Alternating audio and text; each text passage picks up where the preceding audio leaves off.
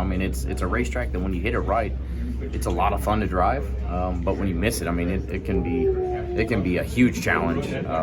Track position here is always going to be the most important thing, trying to stay up front. But I felt like the car last year was kind of interesting because it's like you get in a run where the car was balanced and it would kind of stay balanced the whole run, and then if you missed it one way or the other, like, it would really go away at the end of that run. So just trying to hit that right balance and stay up front is really important. So I asked Justin a little bit earlier, and he said that you two have very, very different driving styles.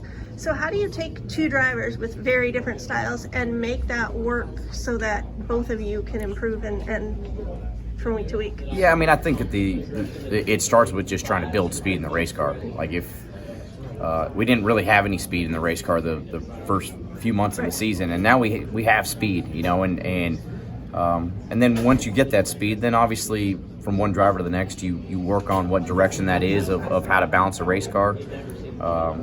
Certain weeks we're way different on setups, and there's certain weeks we're a lot closer. So, but I think for both of us, it's just about figuring out where we lack and trying to work in those areas just to get outright speed, and then you work on the setup from there. In a point situation, hey, look, you guys go and you have the best performance each week, regardless if that's whether you get there first. When you start getting closer in points and people talk about your team sees it, how easy is it to get wrapped up in it? And instead of just, hey, let's just focus on doing what we have to do each week and step by step and let the points take care of itself. Yeah, Dustin, I mean, like, honestly, you guys talk about the points way more. We don't even talk about it. Like, it's over the last couple of weeks, it's been more questions from you guys that ask, and it's nice to be asked because that means we're doing the right things. But inside the shop, we haven't even talked about points or what it even means or how close we are, because especially the way stage racing is now and how many points you can get in a race, like,